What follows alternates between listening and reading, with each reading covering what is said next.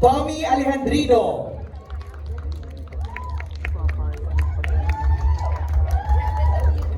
Joy Bascon.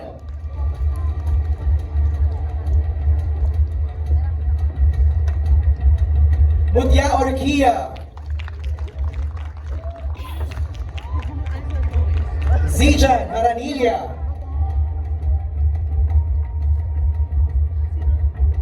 Katie Omalin.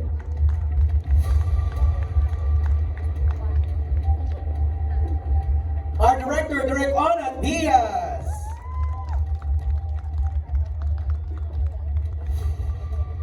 Our creative producer, Tanya Bautista Navarro.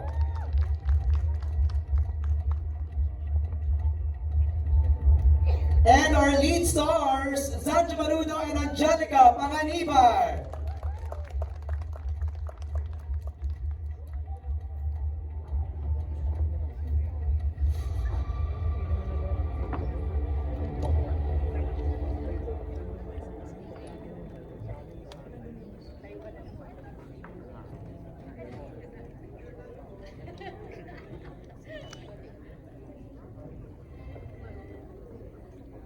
Z and Angel, before I ask you to sit down, can you pose for photos lang sa gitna, please?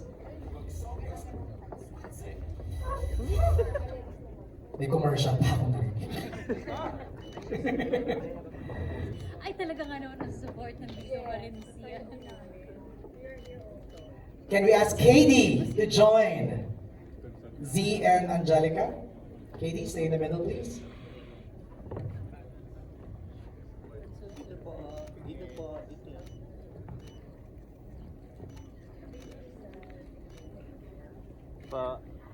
And if you don't mind, can I ask the cast, the rest of the cast to join?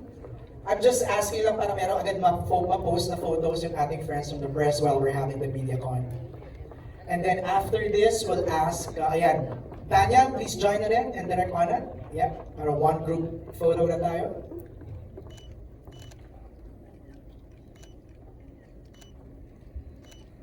Let's look at the right side, please, para sa mga nasa right naman po.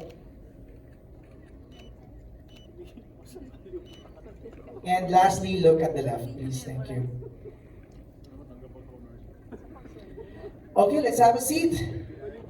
Thank you for posing for photos. Let's do some quick hi and hellos muna. Tanya, please greet everybody. Hello po, good afternoon. Good afternoon sa lahat at maraming salamat for being here again. Sana medyo mabigyan namin ng kasagutan yung mga tanong niyo mamaya. Tanya, just for everybody's knowledge, you are the head of ABS-CBN International. Productions, yes. Ayan. Para lang masulat nila ng maayos with the right designation. Say it again. So actually, Ayan na, nagkwento na ako. sorry, Maya. So OIC for International Productions kasi it's Ruel Bayani who's our head. Kaya lang si RSB ay nag-early retirement. So I'm here, pero really I'm the creative head, creative producer. So also nagsusulat din. Alright, thank you. And RSP is here! Direk Roel! Is here. Direk Onat, please greet everybody. Maganda naman po muli sa inyo lahat. Salamat po sa mga kaibigan namin sa media, sa press, the bloggers that are here for this con. Thank you. May mga fans club ka, ha? May mga pala si Direk. There you go. Tommy, please greet everybody. Good afternoon po. Ako si Tommy and thank you for coming. Mutya? Hello po, good afternoon po sa inyo lahat. Good afternoon po. Okay, good afternoon po sa inyo lahat. Thank you so much for coming and sana po supportan niyo talaga ang The Silent Noise. Ayun. Thank you, Mutya. Joem! Sorry. Ayan, magandang araw sa inyo lahat. Maraming salamat sa inyong pagpunta. At thank you. Thank you. Thank you. Wow, tatlo Karina! Hi everyone, good afternoon po. Thank you so much for being here and sana po nag-enjoy kayo sa episode 1 and please do support The Silent Noise. Salamat! Zijan! Magandang hapon po sa inyo lahat. Salamat po sa pagpunta at magsama sa amin ngayong hapon. Sana ay mag-enjoy po kayo lahat. Salamat po. The brilliant child actor, Katie! Hello po, good afternoon po. Nagsasalita ka. Oh my. It's a surprise! It's a surprise! Z! Ayun, good afternoon. Maraming salamat po. Ito po kami ulit. Meron po kami inaalok na bagong palabas from ABS-CBN and Prime. Maraming salamat po sa support. At sa kanyang comeback, the comeback Pa rin. pa rin. Kaya ba? Again. So maraming salamat po for being here. Sana natuwa kayo at nag-enjoy kayo sa pinakita namin first episode ng The Silent Noise. Let's spread the good word about this project. Thank you, Angge. Tama yung description ni Direk Onat kanina, no? Sabi niya, he used the word interesting sa first episode. And I think the best description naman para sa ating nakapanood is bitin. Nakakabitin. Siguro the first question, I'll throw kay Tanya and kay Direk Onat, no? Anong nauna? Kwento o cast? Story. And then, pero syempre habang ginagawa mo yung kwento, meron ka talagang artista in mind. So, you just hope na tanggapin nila. So parang in a way medyo nagsabay, pero nabuo mo na yung kwento. Direk Onat, you wanna add to that? Yes, sobrang we're so fortunate that while we're crafting the story at habang nilalatag namin yung casting, isa-isa, umuoo naman. Sabi namin na perfect. So, Did you personally talk to Angelica and Sanjo? it was the group of Kwento please, how was that? Pitching the story to Z and Angelica. Kinakabahan kami kasi like what I said a while ago, di ba, gusto mo sana umuwi sila kasi sila na yung napipicture mo. Ah, sila na. Sila na talaga yung napipicture namin habang ginagawa namin yung kwento. Habang pinipitch mo, grabe yung tension kasi gusto mo umuwi sila. So maraming factors behind it, timeline and everything, kasi alam mo namang mga new parents sila, so gusto mong sige na, at pagbigyan nyo kami, isingit nyo kami sa schedule nyo, may gano'n.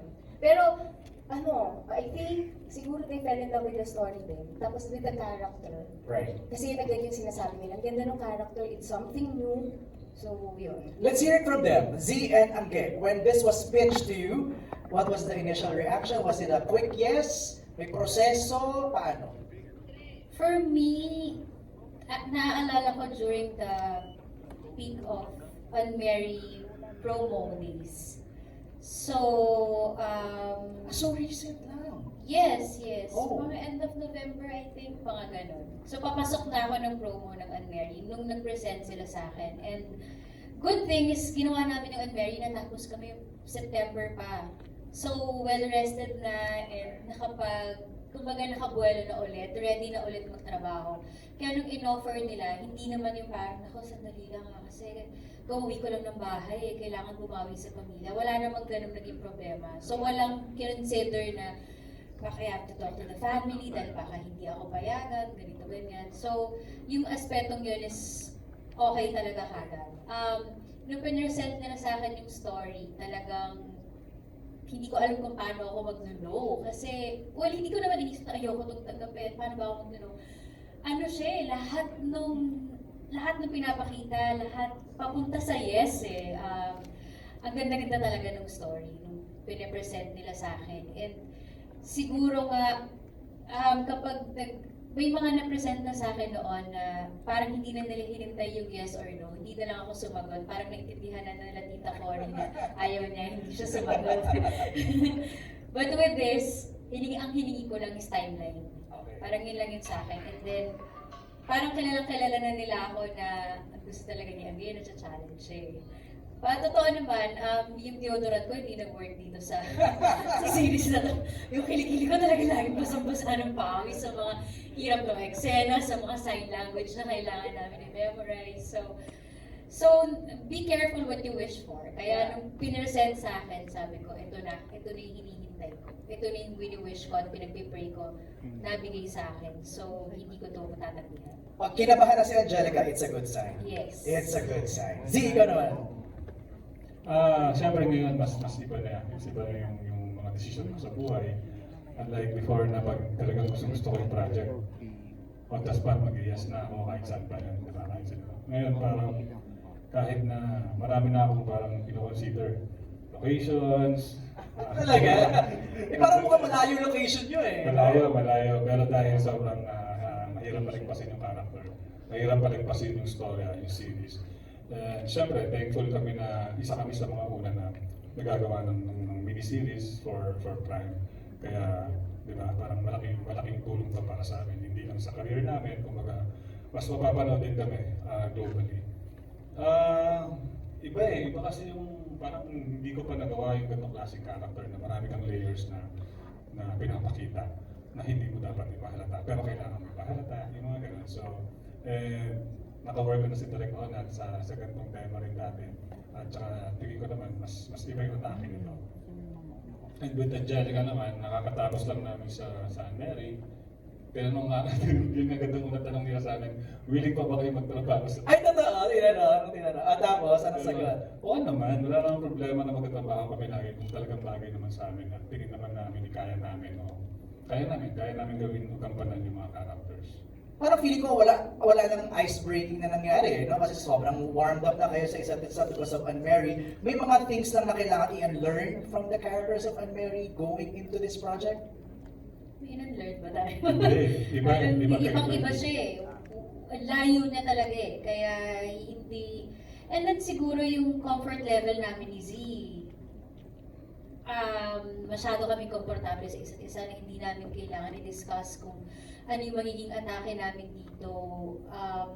Meron kaming tiwala meron akong tiwala sa understanding niya sa trabaho niya. Meron din siyang ganun sa akin. So hindi namin kailangan i-discuss yung mga atake levels kung paano mag-work yung dynamics namin. Isang tinginan lang, isang read lang ng lines para okay na dun yung tono. No? And of course, with the help of Direk Onat, I don't think yung chemistry kailangan i-work bilang sa amin mag-asawa eh. Kasi habang papanoorin mo naman, may intindihan niya kung bakit. So, mas ang winord namin is yung individual characters lang. Yung chemistry with the whole family, yun yung importante. Kasi kailangan maramdaman ng audience na yung love for each other, di ba, na parang mas mag-work yung mga yung tema ng palabas, mas mag-work yung mga fear. Right. As episode 1 pa lang, parang nakikita na namin yung little nuances ng yung parang galaw ni Z, iba sa affection ni Angelica. So may mga ganun na kami napapansin. Ayun, yun nga yung pinaka-inaalagaan namin every time gagawa kami ng scenes. Right. Lalo na with Direk. Pag medyo may sumobra, o may nahalata, o may nakulang na mga emotions, na mga nuances, lagi naman kami nire-remind. So, Okay. yun yung importante. Yung maganda. I'll go to KD. KD, how challenging was your role? Diba, no voice at all, it's just purely sign language and your eyes. For me, my dancing hobby just helped me a lot. Your dancing hobby, okay. And I'm also taking the FSL who taught me how to sign language. How long did you have to learn sign languages? I think it's probably about 1 month. Wow, a month. Okay. And then, sa set, may kasama ka pa rin na nag-guide. Yes, po. Okay. And how difficult, challenging was it acting with Angelica and Zanjo just using sign language? And with Mylene also? Well, I could probably say that, wow. This is my dream. Oh.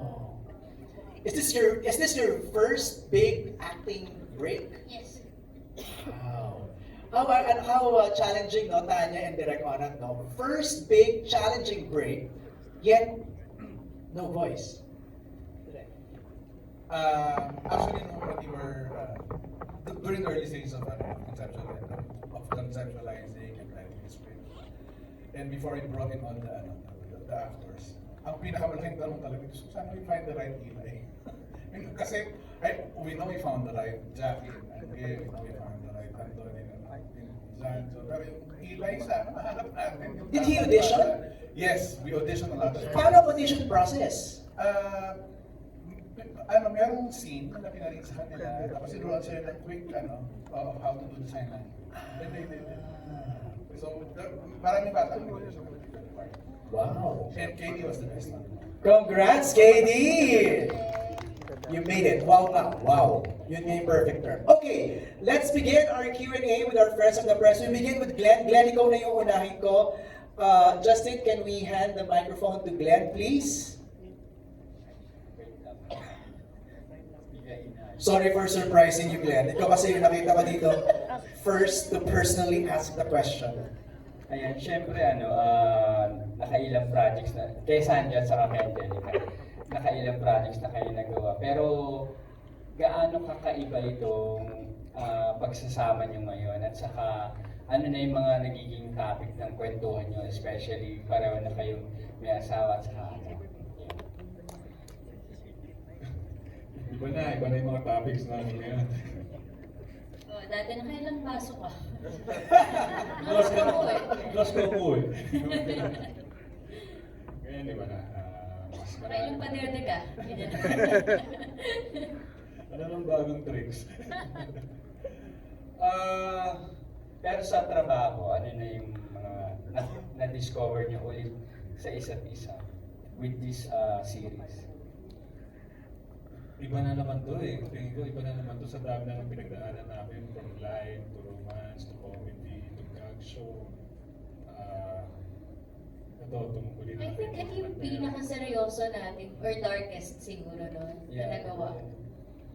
Hindi kami nagigitian. Nag-rom-com na kayo, nag-ano di ba?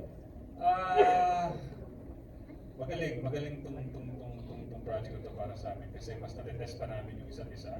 Gaya nga sinabi ng Angelica kanina na hindi na kami yung tipo na magkakapaan pa paggagawa ng scene. Sa isang bitaw ng tono ng boses niya, parang maalam ko na kung paano ko sasabayan. Sa boses ko, alam na paano sa delivery ko. Dito mas na-challenge kami, mas lumabas yun. Dahil mas malalim yung problema eh. Mas malalim yung pinagdadaanan ng character ko. Marami kami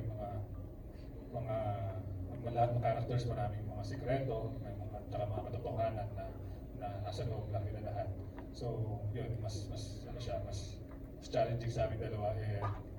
Dito lang sa show na to na parang nakakakita siya din sa tingin ko nung humingi ako ng tulong.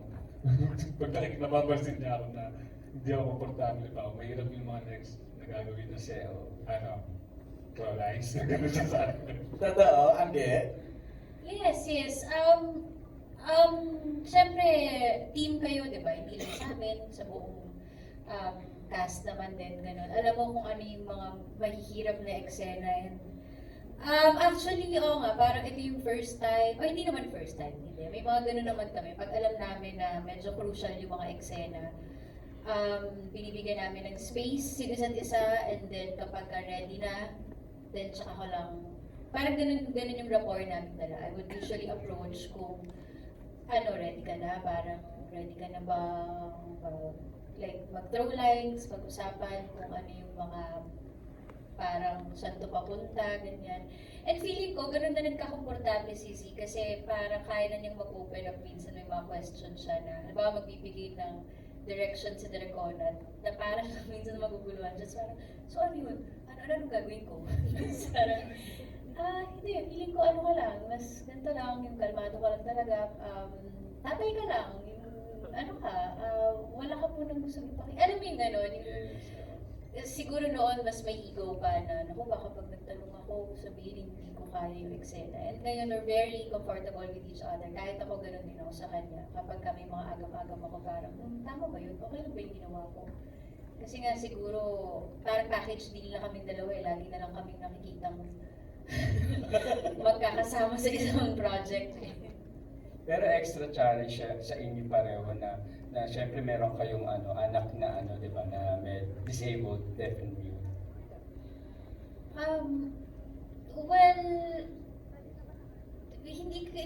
Siguro sa amin dahil nga masayahin kami tao, hindi namin siya tinitignan negatively or hindi namin tinitignan, oh my God, ang hirap nito, hindi ganun.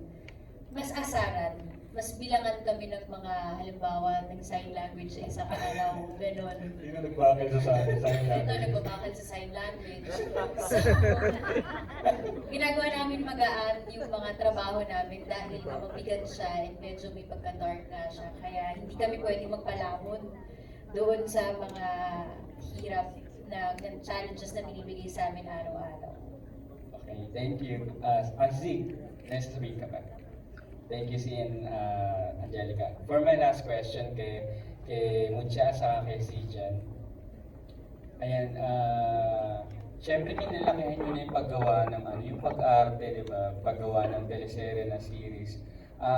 Nacha-challenge pa ba kayo sa roles na binibigay sa inyo? And ano yung challenge nyo rito sa series na ito, lalo na kay Sijan na after magkaroon ng kapatid na may Down syndrome sa I'm Perfect, ngayon naman deaf and mute yung kapatid. Salamat po sa question na yun. Before we proceed lang, si Jan, no? Ang sabi nila, Nagulat ako. sorry, ang sabi kasi ng ating mga friends from FSL, deaf lang daw. Yes, Let's yes. just use the deaf. Wala po. Okay. Kasi Oo. naked lock po talaga. Oo, so deaf lang. That's Thank you, Glenn. oo. Z Jan, go ahead. Ito po, kakaiba siya dahil yung first time ko rin pong gumanap ng ganito na kuya ng isang deaf person. Medyo challenging po siya kasi hindi naman po ako marunong mag-sign language. So nagkaroon din po kami ng session for FSL. At yung challenging part din po doon hindi po namin inaral literal yung FSL, pero yung particular lines lang namin talaga yung ginagawa namin. So medyo challenging siya kasi katulad nga po yung sabi ni Ate Angge kanina, nagbabakil pa ako sa... Paano yung bakil? Paano yung bakil sa sign language? Explain. Dapat po kasi... Okay. Ganun yung ginawa ko. Ano yung sabihin ng Angge? Ano yung sabihin? Namali po ako ng sign. Parang huwag kang mag-alala sa akin. Okay. Oo, parang ganun. Huwag. Ganun po yung nagawa ko, na-shuffle ko po siya. Pag namali ka po ng isang sign, iba na po ibig niya sabihin. So, kailangan po talaga, kung ano yung itinuro sa'yo, yun yung ibibigay mo. So kung nasa eksena kayo, tapos nagbakil siya Angge, alam mong mali yung sign language, siya nag-react agad. Tumatawa na. Magtitigilan kami, tapos magpipigil lang kami ng tawa kasi parang, mali yun ah. Bawi na lang sa white shot. Kasi, well, medyo, kailangan kasi alam namin yung sign ng isa't isa eh, kahit Okay. na hindi mo memorize, at least, may base, kailangan, actually parang kailangan, naiintindihan mo talaga yung Correct. sinasabi nila kasi that's your cue eh, that's your understanding. Kailangan, yun yung sinasabi na kailangan nag-register yun sa mata mo, di ba? Tama. Sa ano mo. So, pag mali yung tingin na lang kami ni Mutya na, parang mali yun. Pagpipigil lang kami. So who calls the shot na parang cut, mali, direct, paano mo nalalaman? Yung emphasis Sila nakabalik. Sabihin Ang nila final na ano, mali yung sign, Hindi so sabi. ulitin po. Okay. From the FSL team. Yes po. Sino nagsasabi? Sino po? Z, anong experience mo dyan sa pagbabakal ni Z dyan?